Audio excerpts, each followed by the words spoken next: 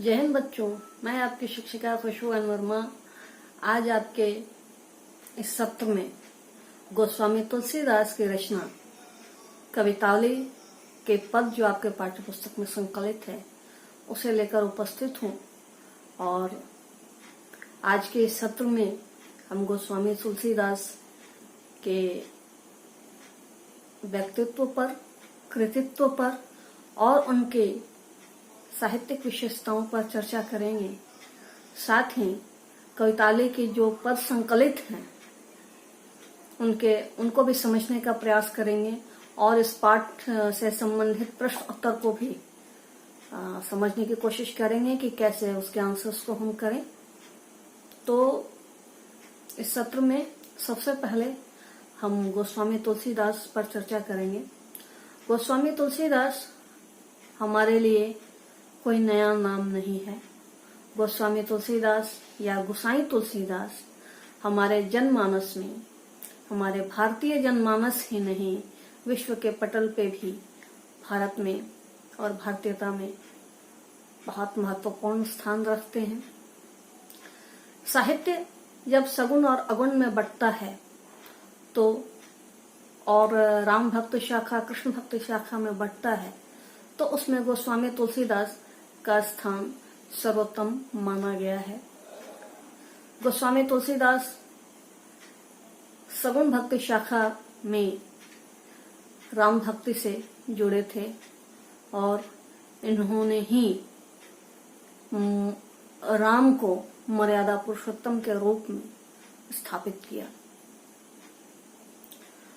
और भारतीय जनमानस में कबीर और तुलसी की बोलियां के पद इस तरह कंठस्थ हैं जैसे लगता है कि वो उनके समाज से जुड़े हुए हैं। इनके जन्म को देखें तो जन्म पर और जन्म स्थान पर, जन्म के साल पर काफी विवादास्पद स्थिति है। फिर भी इनका जन्म साल 1532 माना जाता है और जन्म स्थान उत्तर प्रदेश का राजापुर जिला माना जाता है।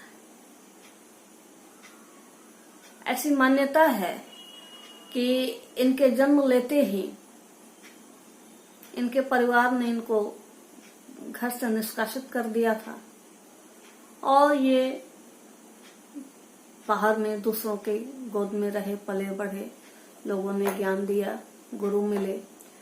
इतने विस्तार पर चर्चा न जाते हुए जो मुख्य बिंदु है मैं उस पर आती हूँ।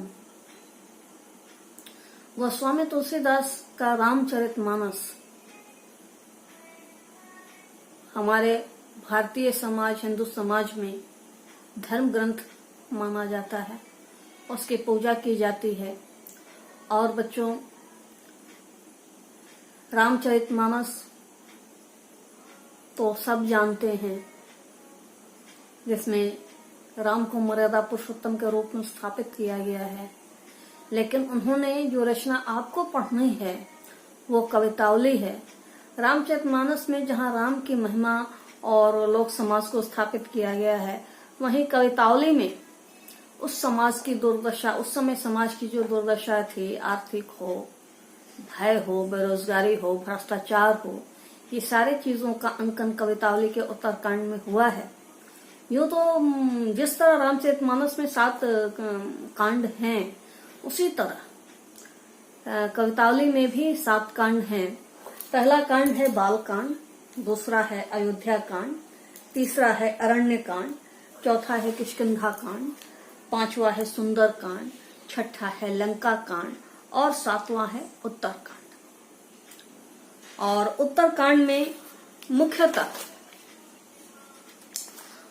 जैसा कि आपको अभी बताया मैंने, आर्थिक समस्या, गरीबी, बेरोजगारी, अकाल, व्यभिचार और कपट का बढ़ना, ये सारी चीज जो है गोस्वामी तुलसीदास की कवितावली के उत्तरकांड में दर्शाई गई है।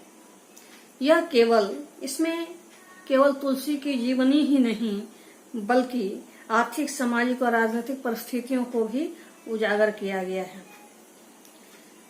रामचरितमानस जहाँ भारतीय संस्कृति की महान गाथा है बच्चों, वहीं कवितावली सामाजिक कटुताओं का दस्तावेज है ना। रामचरितमानस में आदर्श की स्थापना की गई है, जबकि कवितावली में यथार्थ स्थापित है। यह मुख्य अंतर है गोस्वामी तुलसीदास के रामचरितमानस की और कवितावली में के उत्तरकांड की।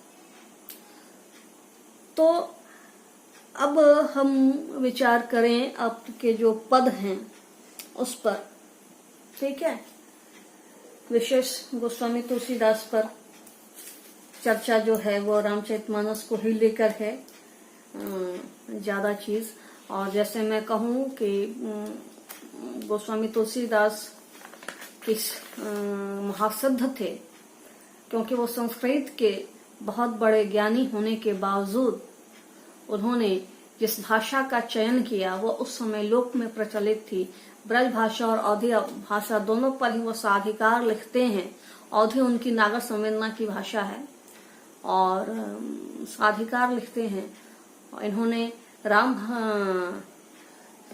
की भक्ति राम पर और कृष्ण पर दोनों पर ही अपने कविताएं लिखी हैं और कहीं कुछ अलग नहीं है। और सबसे बड़ा इनको जो है वह समन्वय का कवि कहा जाता है ना। इसलिए किसी भी धर्म के लोग हों, किसी भी जाति बिरादरी के लोग हों, वह तुलसी में अपने आप को खोज पाते हैं और इस कारण कोई बैर भेदभाव तुलसीदास के पास उनका नहीं रह जाता। तुलसीदास से कोई मत विमत नहीं हो जाते, है ना।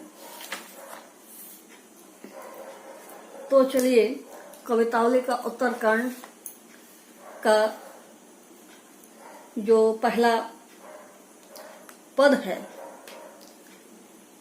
उसको हम देखते हैं कि सभी किसान कुल बनिक भिखरी भाट, चाकर चपल नट चोर चार चेट की, पेट को पढ़त गुण गढ़त चढ़त गिरी, अटत गहन गन आहन अखेत की, ऊंचे नीचे करम धर्म अधर्म करी, पेट ही को पचत बेचत बेटा बेट की, तुलसी बुझाई एक राम घन श्याम ही ते, आगे बढ़वागी ते बड़ी है आगे पेट की।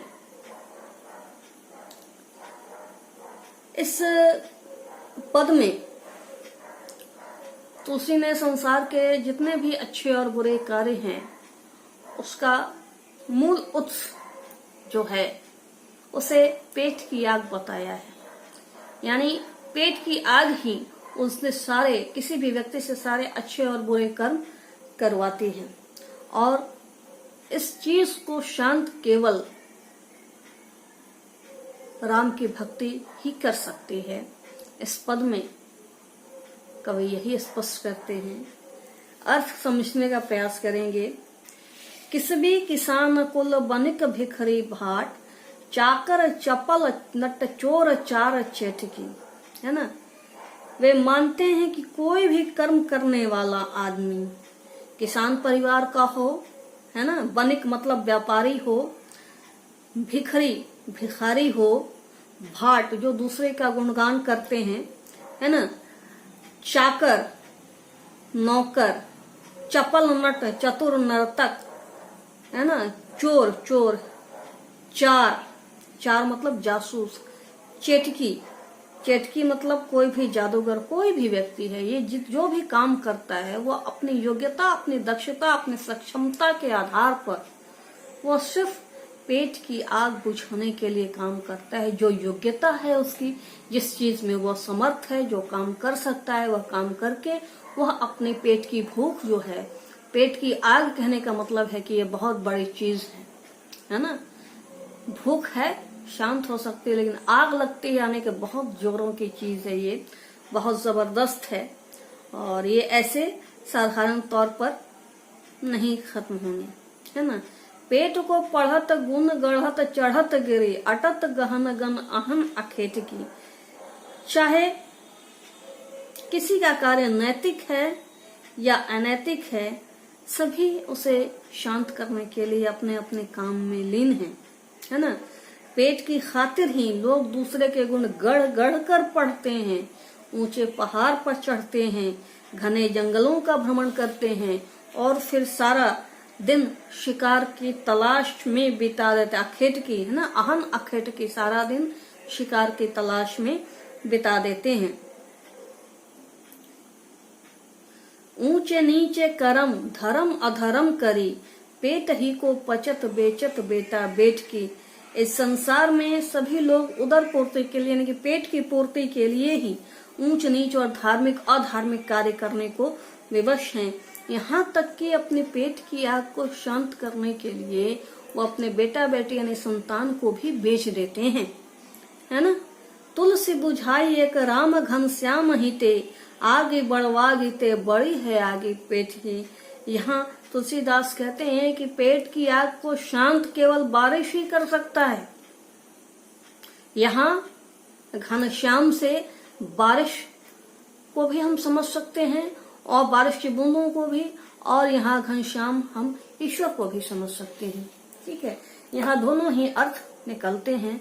ऐसे आपको बता दूं कि रूपक में भी सांग रूपक अलंकार के तुलसी बहुत बड़े इनमें सिद्धस्थ हैं, और इसी तरह जो है वो शब्दों में एक ही शब्द में अलग अलग अर्थ निकालने के लिए प्रसिद्ध हैं और इस तरह से उस शब्दों का इस्तेमाल करते हैं, है ना। तो पेट की आग जो है वह ईश्वर की आराधना से ही बुझ सकती है, और दूसरे वह बारिश के बूंदों से ही बुझ सकती है। बारिश जब होगी तो खेती अच्छी होगी, खेती अच्छी होगी तो सबको अमास पेट होगा। ठीक है, यह आपका पहला पद था कवितावली के उत्तरकांड से। दूसरा पद है बच्चों, खेती न किसान को भिखारी को न भीख बलि, बनिक को बनिज न चाकर को चाकरी, जीविका विहीन लोग सिद्धमान सोच सब, कहें एक एकन सो कहाँ जाई का करी, वेदहु पुराण कही लो कहूँ बिलोकियत, सा करे सबय पे राम रावरे कृपा करी, दारिद दशानंद दबाई दुनि दीन बंधु, दुरित दहन देखे तो तुलसी हाहा करे, है ना। यहाँ इन पंक्तियों में भी प्रशासन की विषमता से उपजे यानी प्रशासन की विफलता से उपजी जो सामाजिक चित्रण है, गरीबों की पीड़ा है, उसका यथार्थपूर्ण चित्रण जो है वह कवि करते हैं और कहते हैं कि इस वक्त समाज के सभी लोग दरिद्रता से भयभीत हैं, सभी दरिद्र हैं, है ना। खेती न किसान को भिखारी को न भीख, किसान की खेती नहीं हो रही, भिखारी को भीख नहीं मिल रही है, ठीक है। और इस तरह से उनके पास साधनों का अभाव है, उचित साधनों के अभाव के कारण व्यापारी जो हैं व्यापार नहीं कर पा रहे हैं, नौकरी चाहने वालों को नौकरी नहीं मिल रही है, जीविका के अभाव में लोग यही सोचकर दुखी हैं क्योंकि कुछ भी काम नहीं है, है ना। तो सभी लोग यह सोचकर दुखी हैं कि कहाँ जाए, का करें, क्या करें, कहाँ जाएं, है ना। वेदहु पुराण कही लो कहूँ बिलोकियत, सा करे सबय पे राम राम रे कृपा करी, है ना। इसके बाद कहते हैं वेद पुराणों में ऐसा कहा गया है और संसार में ऐसा देखा गया है कि ऐसी संकट की दशा में आपने ही कृपा की है और ऐसे संकट की दशा में ही सिर्फ आपका ही सहारा है, क्योंकि सब तरफ से जब लोग पस्त हो जाते हैं, हार जाते हैं, उनकी हिम्मत टूट जाती है, तो क्या करते हैं, भगवान का उनको भरोसा होता है और वह भगवान पर ही सब कुछ, ईश्वर पर ही सब कुछ छोड़ देते हैं, है ना। इसी तरह इस वक्त भी दरिद्रता के रावण ने, है ना, रावण के 10 मुख हैं, दरिद्र हैं, तो सब तरफ से दरिद्रता है, ठीक है। तो भांति दबा रखा है, अर्थात दरिद्रता से सभी दुखी हैं। तुलसीदास जी ऐसे में कहते हैं कि हे प्रभु, आप तो पापों का नाश करने वाले हैं, इसीलिए आप सभी को निर्धनता से उबारिए। मैं आपसे विनती पूर्वक यही कह रहा हूँ ईश्वर से। तुलसीदास जी यही प्रार्थना करते हैं कि ऐसी स्थिति में जब चारों तरफ हाहाकार मचा हुआ है, ऐसे में हे प्रभु सिर्फ आप ही हमें रास्ता दिखा सकते हैं। इस पाठ का आखिरी पद है बच्चों, धूत कहो अवधूत कहो रजपूत कहो जोलाहा कहो को काहू को बेटी सो बेटा न ब्याहब काहू की जाति बिगाड़ न सो तुलसी सरनाम गुलामू है राम को जाको रूचे सो कहे कछुओ मांग के खैबो मसीत को सोइबो मांग के खैबो मसीत को सोइबो लेब को एकू न दैब को दो।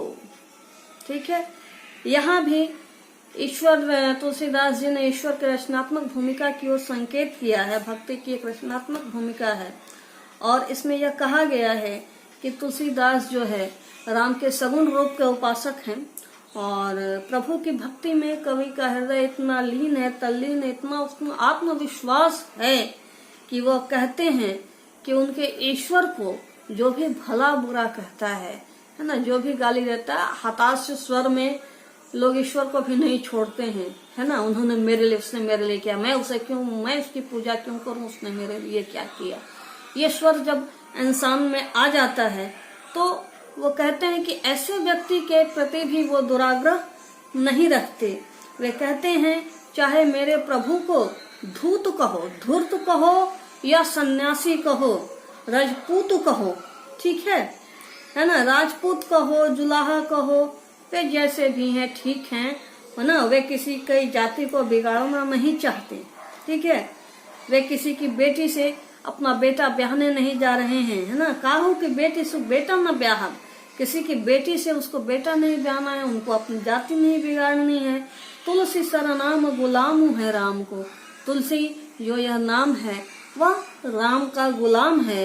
जाको रूचे सो कहू कहे कहू ओ, जिसको जो समझ में आता है वो उसको कहो, है ना। मांग के खे, वो कहते हैं कि वे तो मांग कर खाते हैं, मस्जिद में सोते, मस्जिद को सोइबो, मस्जिद में सोते हैं, उन्हें किसी से कोई लेना देना नहीं, यानी उनका कोई जाति धर्म नहीं है ना। कहीं भी सो लेते हैं, कहीं भी उठ लेते हैं और उनकी कोई जाति धर्म नहीं है, अतः उनको कोई भी मनचाहा नाम देकर आप उसकी भक्ति में रम सकते हैं, क्योंकि जो भी नाम लेंगे, जिस भी रूप में पूजा करेंगे, आप ईश्वर राम की ही पूजा करेंगे, ऐसा कवि का मानना है।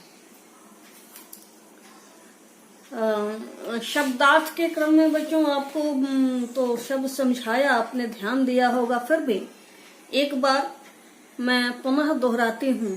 बनिक का मतलब है बनिया, भाट मतलब दूसरे की प्रशंसा करने वाला, बड़ाई करने वाला, चपल नट चंचल नर्तक को कहा गया है।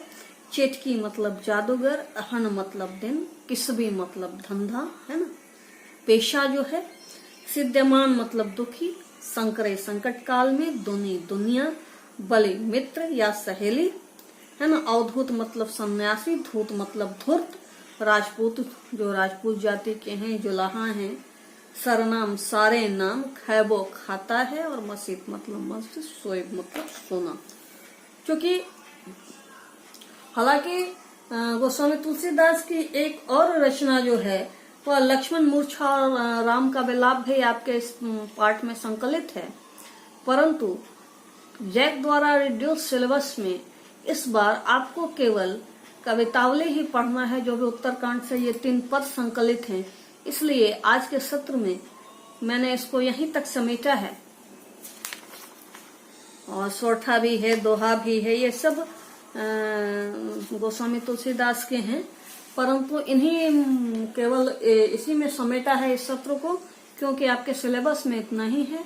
आगे फिर समय मिलने पर आगे की वीडियो को हम लोग देखेंगे, सीखने की दृष्टि से, जानने की दृष्टि से, ठीक है, पर सिलेबस में वो नहीं है आपके। प्रश्न में देखेंगे बच्चों, कवितावली से जो प्रश्न यहाँ है उसे हम देखेंगे और समझेंगे। जैसे कवितावली में उद्धृत छंदों के आधार पर स्पष्ट करें कि तुलसीदास को अपने युग की आर्थिक विषमता की अच्छी समझ है। तो यहाँ आप समझ लीजिए कि तुलसीदास एक श्रेष्ठ कवि ही नहीं, लोकनायक थे, सच्चे जननायक थे, और संपूर्ण काव्य उनमें एक नए समाज की स्थापना का संदेश देता है। उन्होंने अपने काव्य में तत्कालीन परिवेश, उसके रहन सहन, वेशभूषा, आर्थिक विषमता का चित्रण किया है। और जो आपको पाठ पढ़ाया मैंने, उसमें तो उसकी आर्थिक विषमता स्पष्ट लक्षित होती है, क्योंकि आर्थिक विषमता मतलब आर्थिक अभाव है ना। जो अमीर हैं, जिनके पास पैसा है, उनके पास बहुत पैसा है, जिनके पास नहीं है वो उनके पास बिल्कुल भी नहीं है। जैसे यहाँ बताया गया है कि समाज में आजीविका के साधन खत्म हो गए हैं, समाज जो है दारिद्र्य की स्थिति में है, चारों तरफ बेगारी है, बेरोजगारी है, और ऐसे में रोजगार भी नहीं है और उचित रोजगार की कमी भी है, और लोग इससे इस कारण गलत कार्यों की ओर प्रेरित भी हो रहे हैं, है ना। इस तरह तो स्पष्ट होता है कि गोस्वामी तुलसीदास को अपने युग की आर्थिक विषमता की अच्छी समझ थी, तभी तो वो इन सारी चीजों को लिख सके हैं, है ना। दूसरा प्रश्न है बच्चों, पेट की आग का शमन ईश्वर भक्ति का मेघ ही कर सकता है। तुलसी का यह काव्य सत्य क्या इस समय का भी युग सत्य है? जो उस समय तुलसी ने 16वीं शताब्दी में लिखा, क्या आज 21वीं शताब्दी में भी यह प्रासंगिक है? बिल्कुल प्रासंगिक है। और मैं आपको बताऊं कि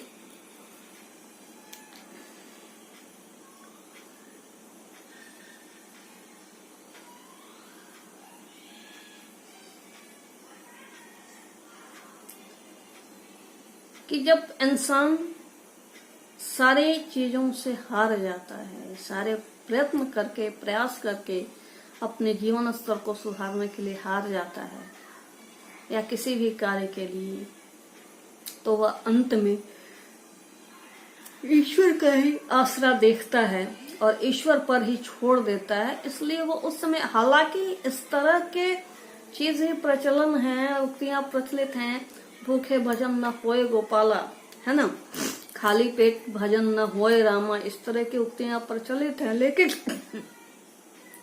सबके बावजूद इंसान आज भी ईश्वर पर आश्रित है, क्योंकि जब चारों तरफ से वह हताश हो जाता है, निराश हो जाता है, तो वह ईश्वर की शरण में ही जाता है।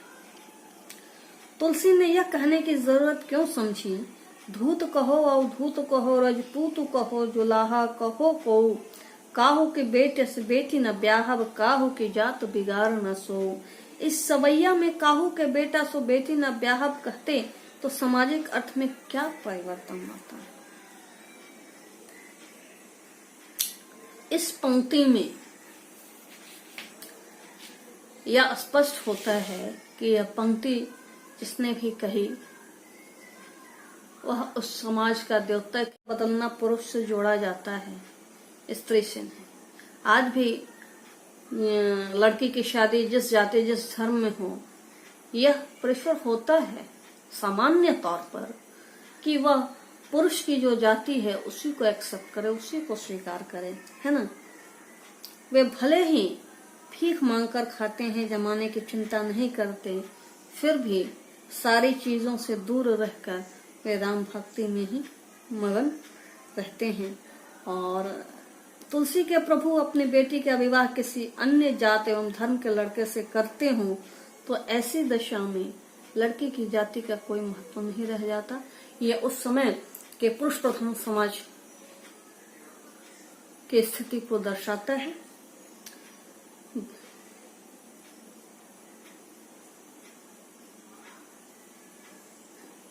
धूत कहो वाले छंद में ऊपर से सरल व निरी दिखाई पड़ने वाले तुलसी की भीतरी असलियत एक स्वाभिमानी भक्त हृदय की है, इससे आप कहाँ सहमत हैं? वो भले ही ईश्वर के सामने निरी हैं। मैंने आपको बताया, ये जो पंक्तियां पढ़ी है ना, काहू के बेटी से बेटा न ब्याहब, और उसके आगे की एक पंक्ति थी, मैं आपको बताऊं, मांग के खैबो मसीत को सोइबो, लैबो को न एक न दैब को दो, काहे के बेटी सुन बेटा ब्याहब, काहे के जाति बिगाड़ न सो। ये पंक्तियां स्पष्ट करती हैं कि ईश्वर के प्रति पूर्ण रूप तौर पर समर्पित होने के बावजूद तुलसीदास एक आत्म स्वाभिमानी व्यक्ति थे, तभी तो कहते हैं कि न किसी से मांग के खाना है और न किसी से ही किसी की चिंता करनी है। कहीं भी खा लेना है, कहीं भी पी लेना है, कहीं भी सो लेना है, कहीं भी जिंदगी के दिन गुजार लेने हैं, इसलिए उन्हें जमाने की कोई चिंता नहीं है। यहाँ उनका आत्मसम्मान झलकता है। तो इस तरह बच्चों कवितावली के उत्तरकांड से प्रश्न का जो भावार्थ समझने या प्रश्न को लिखने का क्या तरीका आपका होना चाहिए, उसके उत्तर को लिखने का, यह कोशिश आप जरूर करेंगे। पूरा वीडियो देखकर समझें, बिल्कुल आसान है प्रश्नोत्तर करना और इसे आप बेहतर कर सकेंगे। ठीक है, तो आज के सत्र में इतना ही।